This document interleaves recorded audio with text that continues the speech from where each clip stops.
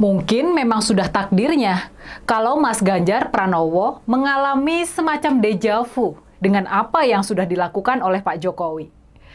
Di tahun 2014 dulu, sewaktu pertama kali maju di ajang Pilpres, Pak Jokowi juga dikeroyok oleh partai-partai yang tergabung dalam koalisi Merah Putih. Partai Gerindra, Partai Golkar, Partai Amanat Nasional, Partai Demokrat, PKS, dan lainnya.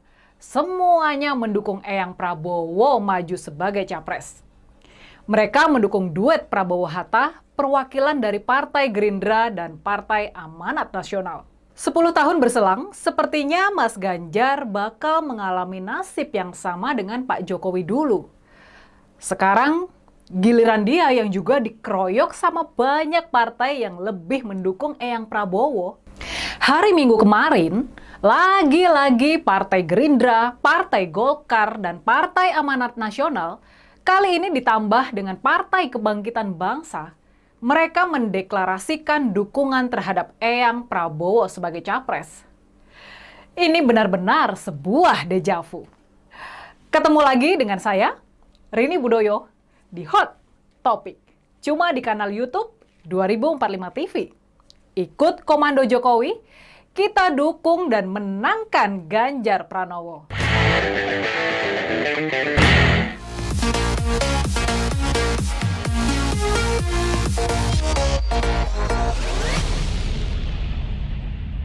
Jadi menurut saya itu biasa-biasa saja.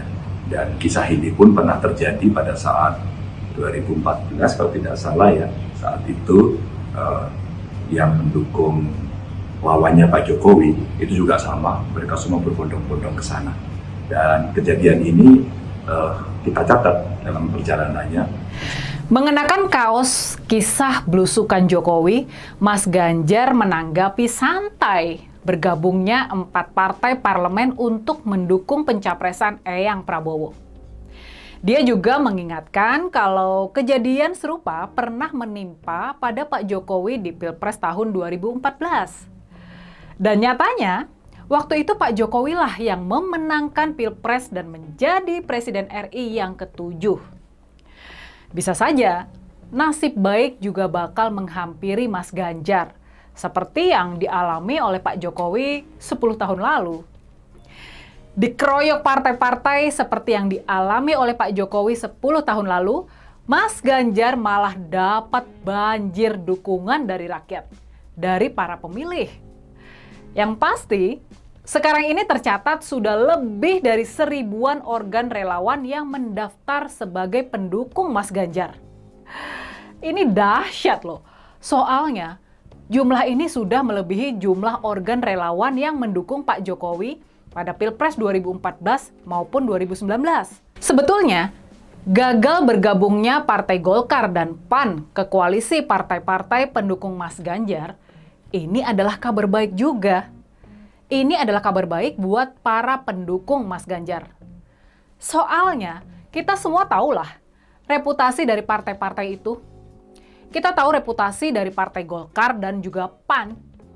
Selama ini ya mereka tampak lebih mengedepankan politik transaksional. Politik transaksi ala pedagang, bukan mengedepankan politik gagasan dalam memajukan bangsa, dalam mengentaskan kemiskinan. Dan ini sebetulnya kabar baik juga buat kita yang mencita-citakan Indonesia bisa bebas dari korupsi. Selama ini, Mas Ganjar memang dikenal sebagai seorang pemimpin yang tegas membasmi korupsi. Ini dipraktekannya ketika menjabat sebagai gubernur di Jawa Tengah. Mas Ganjar gak ada ampun soal gratifikasi dan korupsi. Bukan cuma menghukum para pelaku korupsi, yang lebih penting adalah Mas Ganjar membangun sebuah sistem dan budaya anti korupsi. Pendekatan Mas Ganjar ini juga sejalan dengan apa yang ingin dibangun sama Pak Jokowi, sebuah pemerintahan yang bersih melalui proses-proses birokrasi yang transparan.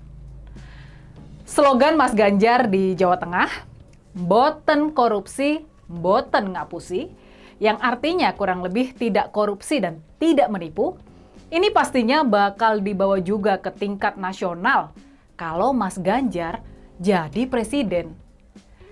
Program anti korupsi Mas Ganjar di Jawa Tengah banyak dipuji dan dinilai sangat berhasil.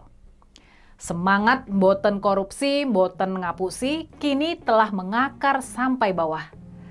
Slogan itu mampu menjadi budaya anti korupsi dan membawa perubahan pada perilaku jujur dan disiplin pejabat dan aparatur sipil negara. Bahkan, Bupati Temanggung Al-Khazik, dia menilai bahwa Mas Ganjar ini sebagai gubernur yang paling giat dalam urusan pemberantasan korupsi. Kata dia, dari slogannya, yakni ora korupsi, ora ngapusi, itu betul-betul dia wujudkan sampai di akhir masa jabatannya.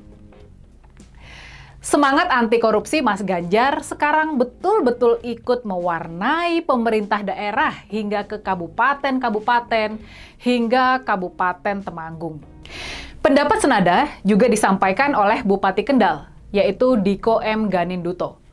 Menurutnya, upaya pencegahan korupsi di Jawa Tengah selalu meningkat dari tahun ke tahun. Bukan hanya di tingkat Pemprov, Pemkab, ataupun Pemkot, tapi juga sampai ke tingkat desa.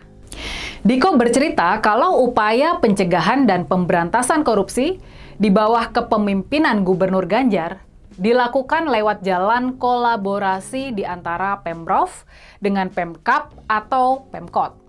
Kata dia, dengan adanya kolaborasi antara Pemprov dan Pemkab, upaya pencegahan bisa dimaksimalkan. Slogan boten korupsi, boten ngapusi juga diterapkan di Kendal. Komitmen anti korupsi Mas Ganjar pastinya juga mendapatkan apresiasi dari Komisi Pemberantasan Korupsi. Di tahun 2019, KPK menganugerahi Jawa Tengah gelar sebagai provinsi paling berintegritas. Dalam survei ini, di posisi 4 besar, Jawa Tengah mengalahkan Jawa Timur, Sumatera Barat, dan Jawa Barat. Ketua KPK, Firly Bahuri, memuji Gubernur Ganjar yang telah menciptakan iklim pemerintahan bersih dari korupsi, kolusi, dan nepotisme. Dalam lingkup pencegahan korupsi yang lebih luas lagi, Firly menilai peran Mas Ganjar sangat penting untuk menindak penyelewengan di lingkungan pemerintahan seperti korupsi, gratifikasi, hingga pungutan liar.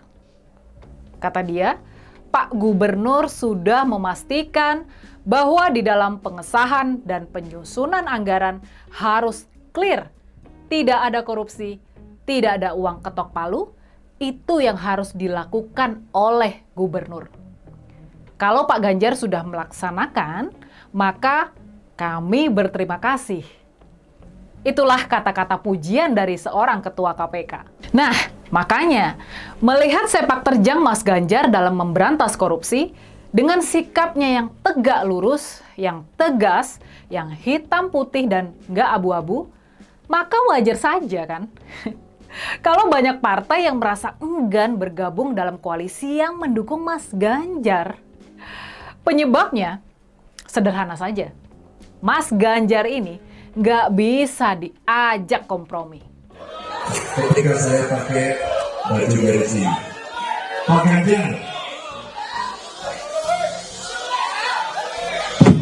Pak Ganjar, kenapa hitam putih? Saya sampaikan bahwa saya bukan orang abu-abu.